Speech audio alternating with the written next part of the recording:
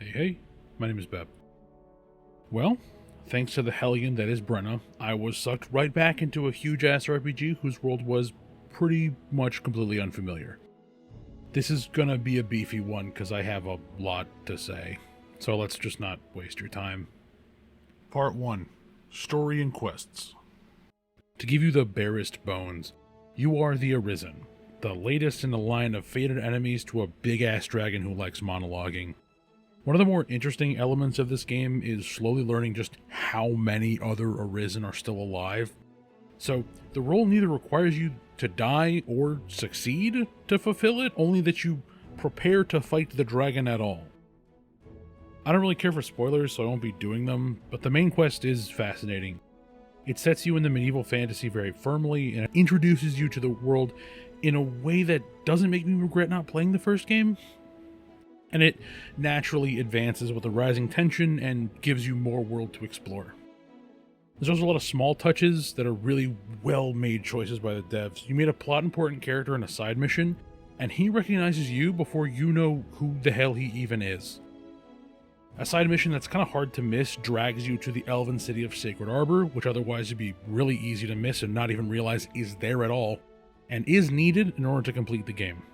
Again, I'm being vague on the main plot details because it really is best experienced yourself. There's also way out there side quests like the Phantom Ox Cart, which requires restraint and patience and is a much cooler experience for it. The Sphinx is obviously very good, but that's been all over the internet, and I don't want to have to be in my comment section with a newspaper and a spray bottle, because I know y'all are fucking freaks.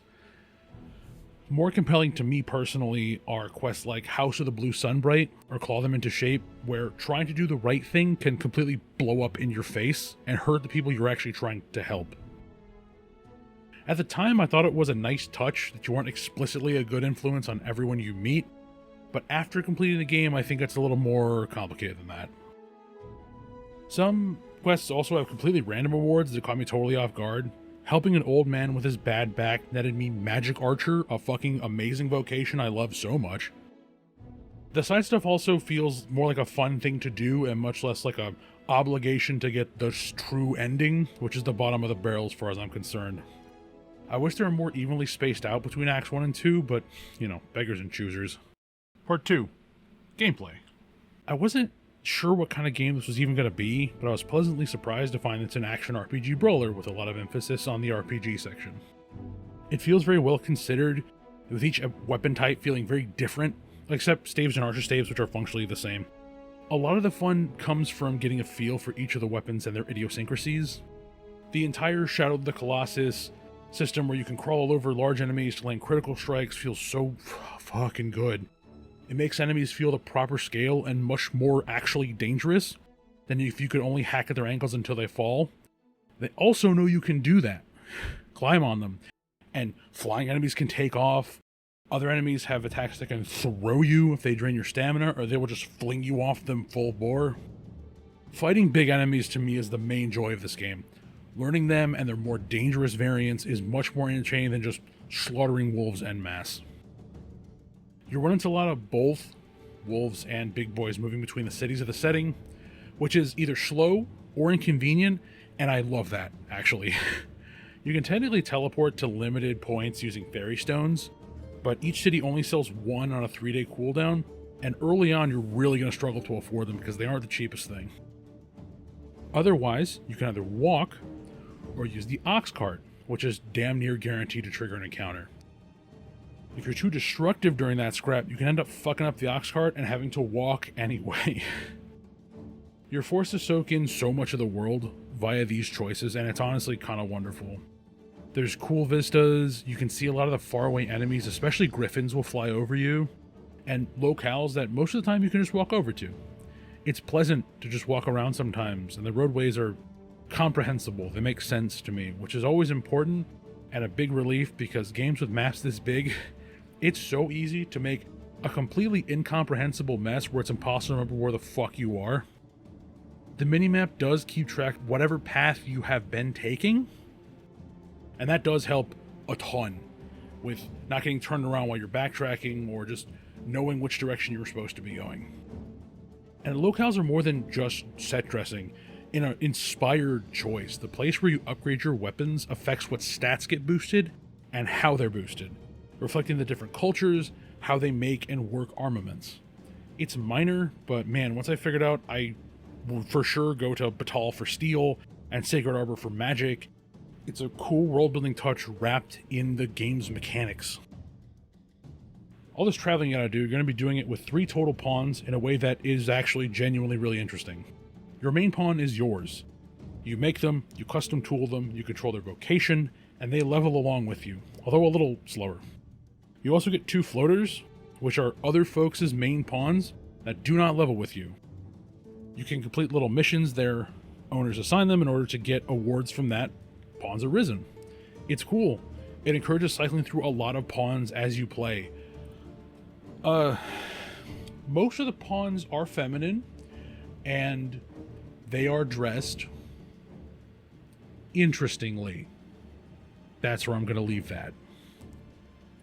There's also a lot of mechanical stuff that's pure comedy, throwing people at enemies, throwing rocks at goblins, as well as your character swan diving chest first to the earth when they fall like any real distance.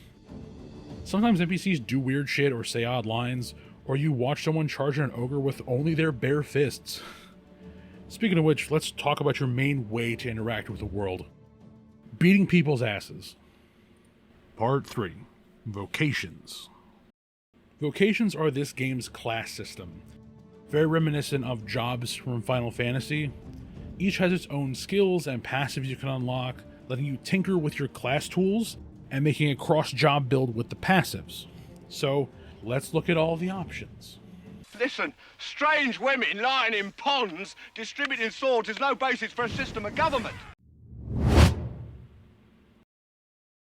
I started Fighter because I am a sword and board baby child.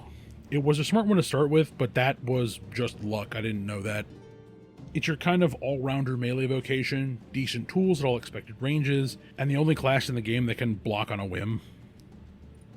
Fighter made it a lot easier to learn how combat flows, how to pick targets, how to engage big boys when there's no invincible frame dodge roll to bail you out.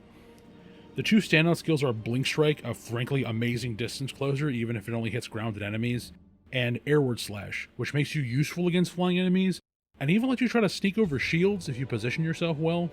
You're not going to do Cold Fusion with this, but it won't let you down. Mellow people, you've done it again.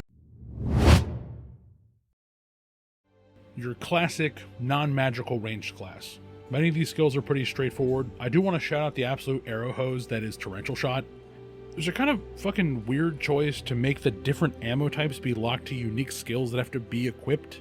I personally wish you just had to manage them as a second resource, but I'll take what I can get. What's way more annoying, and a thing I understand a lot less, is that when you use the arrow, you assemble it in the moment you use the skill, which is an idea I will never fucking understand. The kind of underwhelming deeps of the class are made up with Explosive Arrow, especially when you're crawling around on big boys. It turns out, burying an explosive in someone's head is super fucking dangerous, because ogres don't like a stick of dynamite in their dome piece. Also, your only melee option is to kick people, which can be really funny, but usually just gets your ass beat when you try it. If you want to get in there and mix it up, it's probably not for you, but if you're willing to hang back, pick your targets, be a little more selective, it is pretty sweet. Don't fuck with me! I have the power of God and anime on my side! Wait, God, I wish this class was better. The Duo Spear is so fucking sick. Some of the skills are really tight. Their charge goes up and out, so you can hit flying enemies, and you can pop a really powerful shield buff that will hit you and your allies. Your heavy attacks in a magic wave like you're a fucking Elden Ring boss. The keystone ability of this is Foreboding Bolt, which really shoulders a lot of the class. You can charge it whenever, and the debuff it inflicts can really save your bacon by slowing enemy swings down. I love the aesthetics of the vocation, but I rarely used any of the other skills, which kind of sucked. I didn't really have to. You can use this like big spear blast, but it trades out for your entire stamina bar, which makes you defenseless. You can line drive motherfuckers into low Earth orbit, but when you do that, they don't drop items or give you experience, so why? I had fun, but I wouldn't commit to this one in the long term. Conan, what is best in life? Crush your enemies, see them driven before you, and hear the lamentation of their women. I do not vibe with this vocation. The best way to describe it is like the Unabomber. Its strikes are insanely deadly, but arrive in 5 to 7 business days. Even the charge the class gets is slower, but it is kind of its balancing point. You do get much more super armor than the other classes, and are generally harder to stagger, which is nice. The ability to hold down your skills and release them when you want to turns out actually to be a method of skill expression and not just a way to look stupid. Obviously it does more damage, but it also lets you properly time and armor through faster enemy attacks, and it feels so slick when you nail it. You have to be much more deliberate than fighter or spearhand, because if you fuck up, your enemies will swarm you while you're... It ends up feeling like a Counter-Strike class, using your armor to make your enemies look like absolute fools for even trying. I tend to prefer a class with more speed, so leveling this was actually absolute pure torture. If you like massive weapons or looking completely gigabrained while your enemies are staying there on their ending lag, I present Warrior. You're the dread pirate Roberts, admit it. With pride. Oh yeah, this is my fucking wheelhouse. Insanely fast, in-class buff, a lot of slick entry and exit tools, might have the best capstone ability in the fucking game, since it makes you completely invincible for like 2 minutes if your stamina bar is even decent. Since you're quick, you really want to go for critical strikes on big boys, which does more damage by a nice margin, and also because your swings individually consume less stamina, you get more of them. It's not the toughest, obviously, but unless you get juggled, it's really hard to tell, since you can just piece out of most bad situations. You do always have to pay attention to your stamina, because fully depleting it is the most dangerous thing possible. All of your exit strategies are turned off, and you are a glass cannon for melee. It is honestly my favorite vocation by far. Especially the fast-flowing and highly active moveset that lets you zip around the battlefield, and dual knives are never going to be a turn-off for me. High marks. This is my rifle! There are many like it, but this one is mine! You ever get tired of this nerd shit where you swing swords and cast spells and want an entirely different genre? Here you go. This turns Dragon's Dogma into a third-person shooter with lock-on and auto-aim arrows. It's so much better than Archer, it's genuinely fucking crazy. The main shots have 2 modes, pinpoint volley for wide-ranging fire and rivet bolt for concentrated burst fire. Since I tend to prefer reducing chaff first, I stayed in rivet bolt for most of the time and it worked really fucking well. You have sticky flame orbs, leeching shots, lightning traps, resurrection arrows. The amount of options this class has that are worth considering is so sweet. Your capstone skill, it's called Martyr Shot. It feels okay. To me, it was not worth a slot in the constant rotation. All these tools are balanced by having no close-up capabilities at all. You have no escape tools either, which I'm actually okay with, because if you had the ability to do this class ranged and up close, it would have literally 0 weaknesses. Magic Archer is a fucking terrible name for a class, but it is all time. Easily my favorite ranged class in the game. I'm the Joker, baby!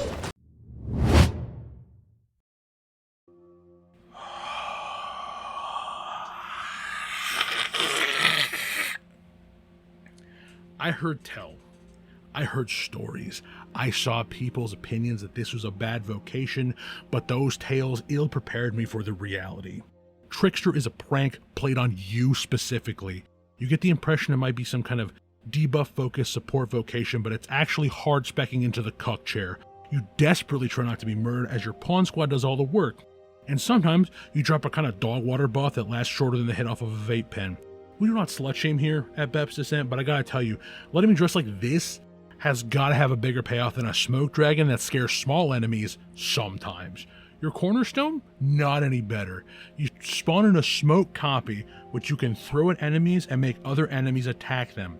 Doing this, very simple idea, requires 3 different skill activations in a row, and if you're hit at any point in this fucking process, your smoke copy dissolves, and you have to start again. So, if you're so fragile, you must have keep away or escape tools, right? Right? No. Why the fuck would you think that? Swinging around a sensor looks super cool, but it does 0 damage, and also 0 stun, and also 0 knockback.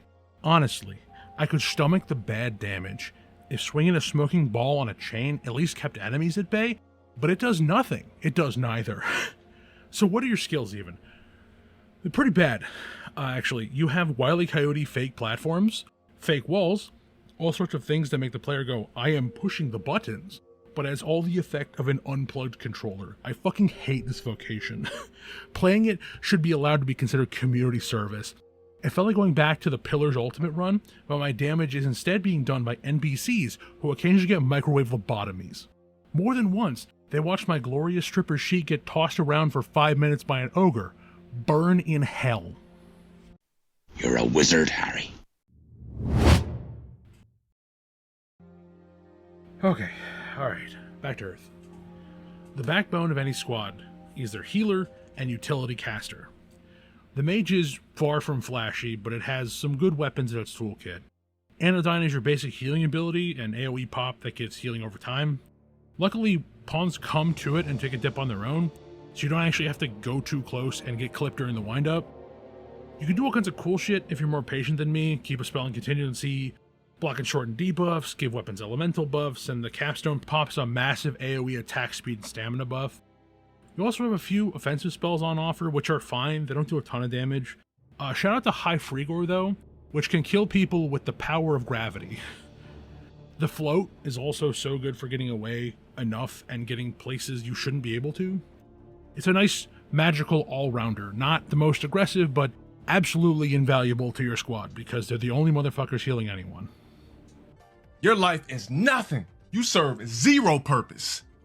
You should kill yourself now. If you think support is for people who just can't DPS and that ain't you, Sorcerer is your fucking class.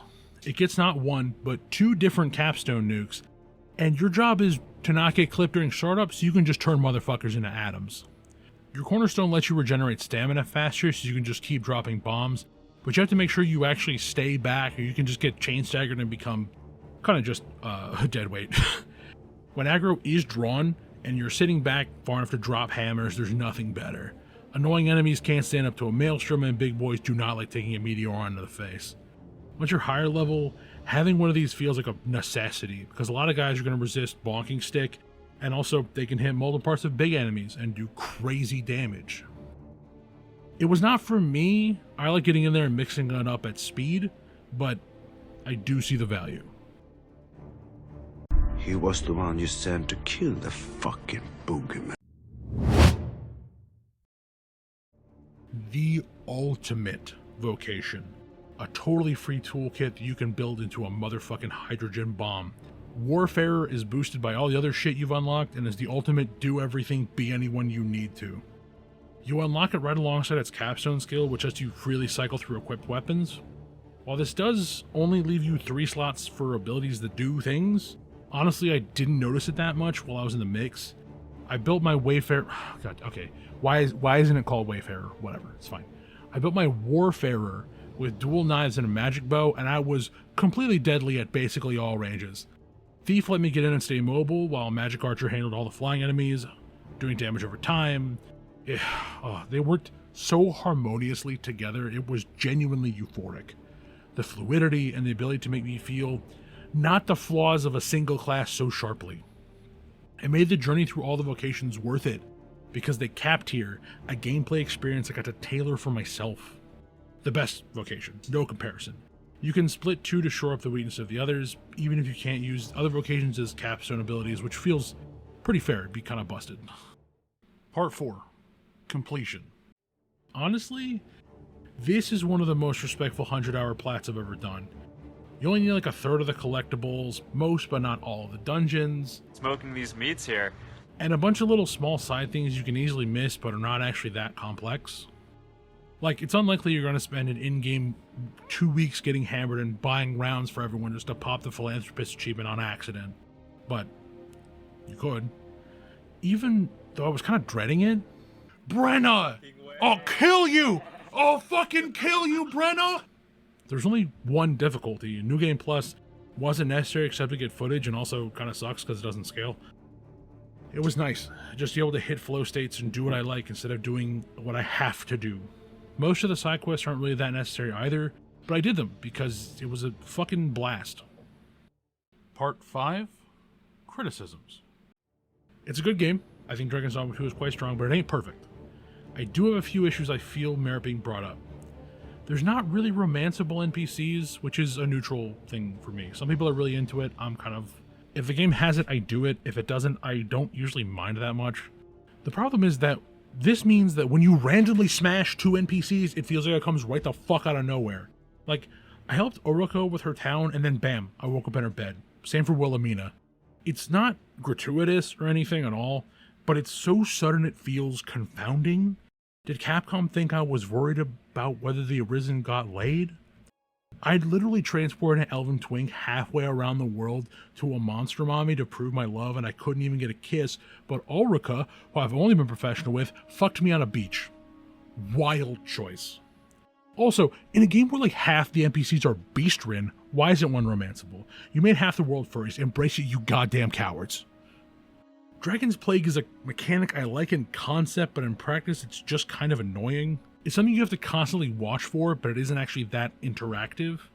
Like, okay, I couldn't stop my randomly drafted pawn from killing 92 people in Batal. I just woke up, there were bodies everywhere, and I had to toss a base-boosted wake stone into a morgue. After that, I just had to be super paranoid, and one time I powerbombed my main pawn off a cliff because she talked back to me once and I wasn't sure. Trickster I've already vented about, I'm not going to relitigate. It's like the biggest weakness in the gameplay lineup. Pawns in general, though, can be a little stupid, and you have to funnel their actions via their vocation loadout.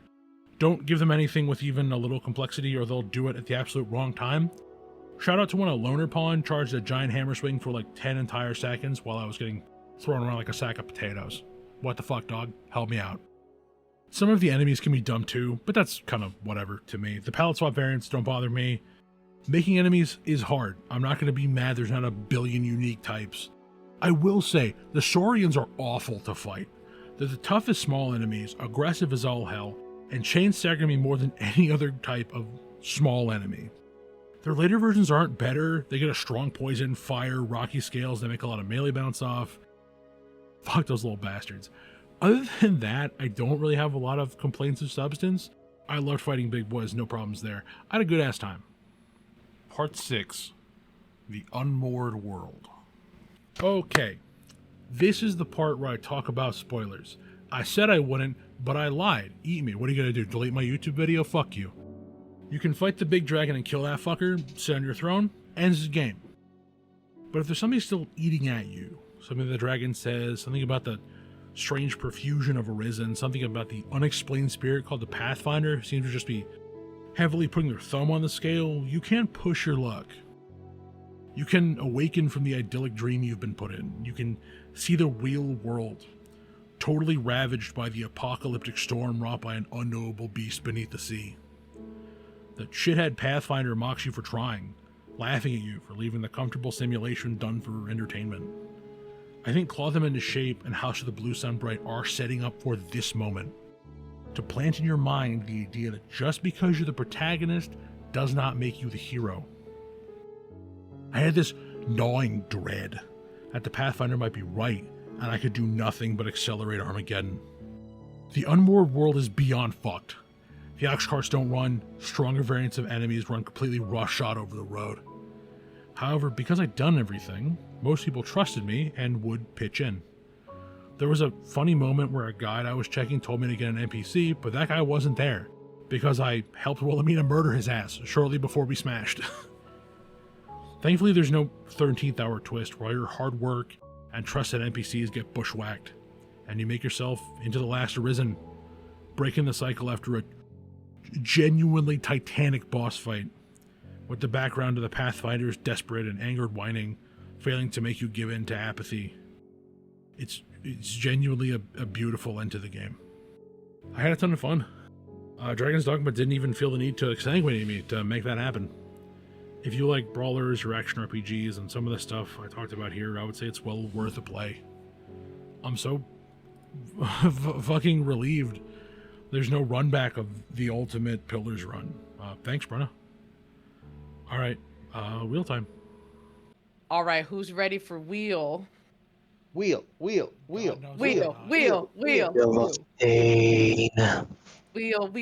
Let's go. Wheel.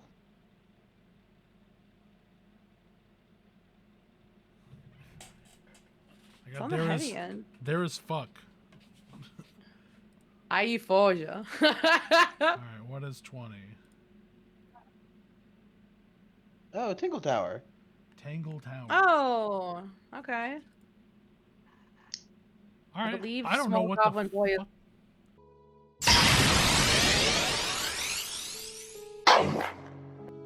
This sounds like a fun little homosexual puzzle game. It's nice to know that not every Fox-themed friend I have wants to casually sat 3 weeks of my life for me. But I'll see you when I see you. Later.